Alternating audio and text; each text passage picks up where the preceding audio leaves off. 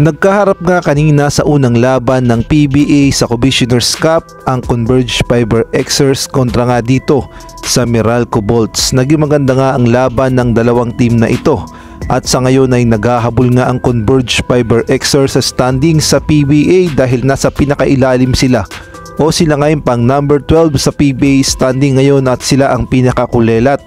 Samantalang ang Meralco Bolts naman ay umakyat na sa pangalawang pwesto sa PBA Commissioner's Cup ang kanilang standing. Naging maganda nga ang kanilang tapatan ngunit bandang huli ay nanaig pa rin ang Meralco Bolts kontra nga dito sa Converge Fiber Xers sa score na 99-105. Marami naman ang nakapansin dito nga sa import ng Meralco Bolts na si Zach Lofton. Magaling sana kaso bugnutin. Dito ngayon makikita natin na naasar siya at sinira niya pa yung kanyang jersey. Ito nga yung mga naging emosyon ni Zach Lofton matapos pumalya yung mga tira niya. Mabilis nga siyang mapostrate at tila ba'y nawawala sa sarili.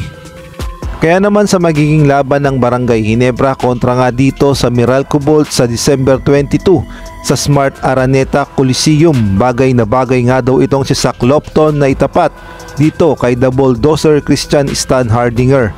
Alam naman nating lahat na physical talaga maglaro itong si Christian Stan Hardinger at depensa kung depensa at opensa kung opensa. Kaya naman dito masusubukan ang pasensya ni Zach Lofton kay Christian Stan Hardinger at tignan na lang natin kung sino ang unang mapipikon.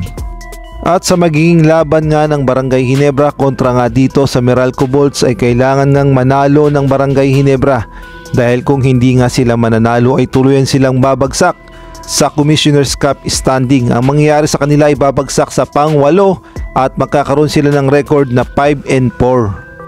Kailangan ngang bantayan ng husto ng Barangay Ginebra itong si Zach Lofton dahil alam naman natin na ito nga yung scoring machine ngayon ng Meralco Bolts. Kaya naman maganda ang record sa Commissioner's Cup ay dahil nga dito kay Zach Lofton. Nung nagkaharap nga ang Meralco Bolts at ang Ryokyo Golden Kings ng Japan B-League, ito ngang si Zach Lofton ang bumuhat sa Meralco Bolts kaya naman nakuha ng PBA ang unang panalo sa EASL.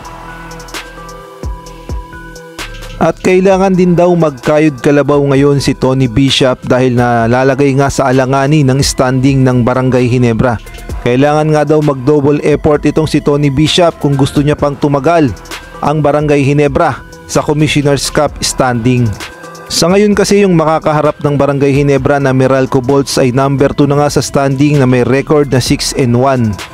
Samantalang ang Barangay Ginebra naman ay bumagsak sa pang-7 na may record na 4-3. Pag matalo pa nga sila sa Meralco Bolts ay babagsak sila sa pang-8 at makakaroon sila ng record na 4-4. At sa ibang balita naman, ayon nga sa aking article na nabasa, ang sabi nga dito, former pick Anthony Bennett will become Ginebra's replacement import for Tony Bishop in case of emergency. However, Bishop is still part of Barangay Ginebra until the 2023-2024 Commissioner's Cup. Ang tinutukoy nga na emergency import ng Barangay Ginebra walang iba kundi itong si Anthony Bennett. Si Anthony Bennett nga ang number 1 overall pick sa NBA noong 2013 at siya nga ay merong height na 6'8" at in case of emergency nga daw na hindi na kaya ni Tony Bishop na buhatin pa ang Barangay Ginebra, eto nga si Anthony Bennett ang posibleng hugutin ng SMC upang maging replacement import ng Barangay Ginebra. Hindi man nagtagal itong si Anthony Bennett sa NBA dahil masyado ngang mataas ang kompetisyon sa NBA at parang nasyak nga itong si Anthony Bennett. Ang ginawa na lamang niya ay umikot sa buong mundo at naging import. Kaya naman ito nga daw ang posibleng huhugutin ng SMC in case na hindi na talaga kaya ni Tony Bishop na buhatin pa ang Barangay Ginebra sa Commissioner's Cup o sa Governor's Cup.